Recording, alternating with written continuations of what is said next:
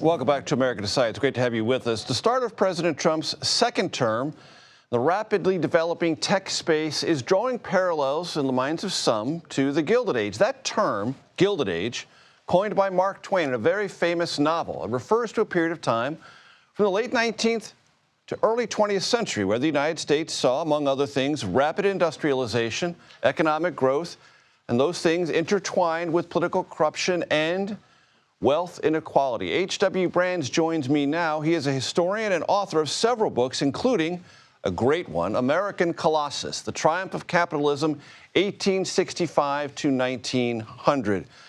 Bill, it's great to see you. Thanks for joining us.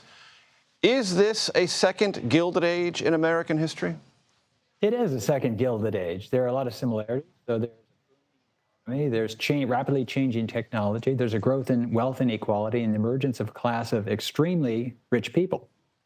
There are some differences, though, and the differences reflect a couple of things. One is that the government of the United States is very much larger today than it was back then. So there was very much less interest on the part of the oligarchs of the day to lobby government. They weren't looking for government contracts the way the oligarchs today are.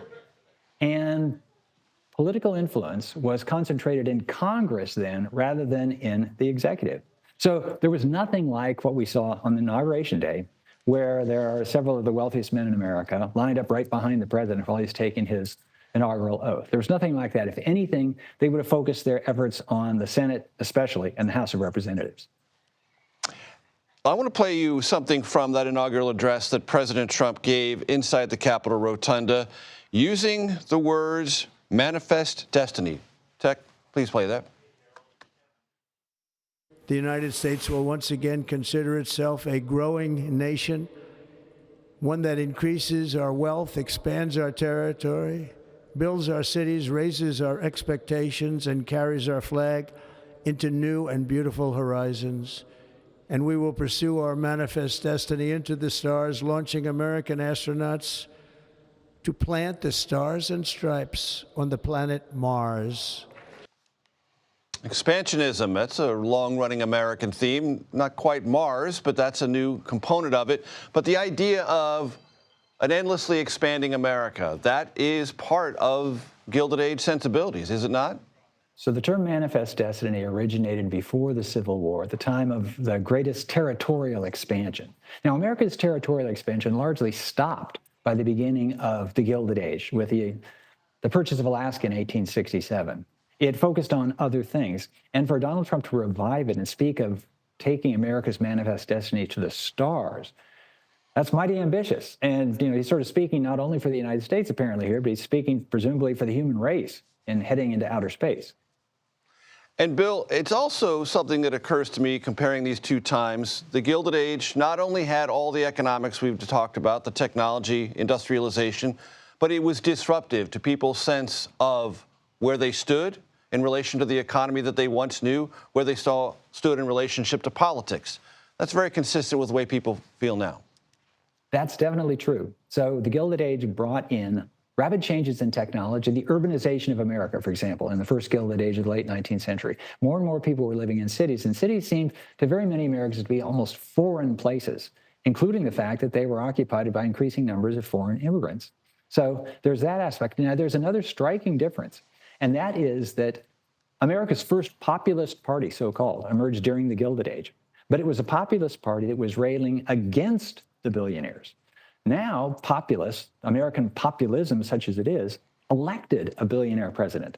And this billionaire president is in league with the other billionaires. So populism seemed to be anti the new wealthy class back then. If anything, it seems to be in favor of the new wealthy class today. Here's another point of contrast I'd like you to evaluate, Bill. So the answer to what were perceived politically as the ravages or the excesses of the Gilded Age was progressivism and a sense that there needed to be a strong federal civil service, no patronage, experts marshaling the forces of expertise to make for a better government, federal and state.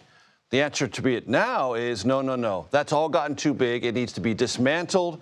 Maybe things thrown back to the state, or maybe dismantled entirely. That seems to me to be a rather substantial contrast.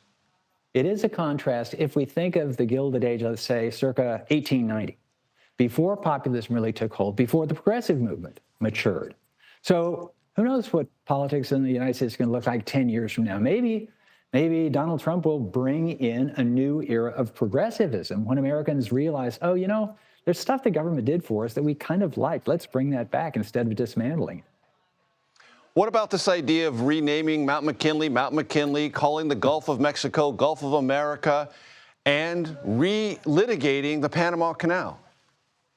Well, the Panama Canal issue is one that will really throw the United States right back into that era if the government of the United States follows through, because it was during the Gilded Age under the presidency of Theodore Roosevelt that the United States wrested control of the Panama Canal from Panama, which was wrested from Colombia, the country from which it seceded.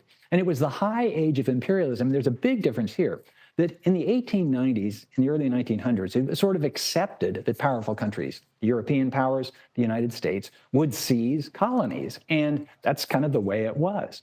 If the United States reverted to that form now, it would go counter to what the vast consensus of thinking in the world is. Europe gave up its colonies. You know, colonies are gone, and now President Trump is talking about creating the equivalent of that again. It would certainly erode America's ability to criticize Russia and Ukraine for trying to take back territory that Russia once thought was his. It would erode America's ability to criticize China for trying to gain control of Taiwan. That is really going to be a stretch to pull that one off. A stretch indeed. H.W. Brands, always a pleasure, sir. Thank you. My pleasure.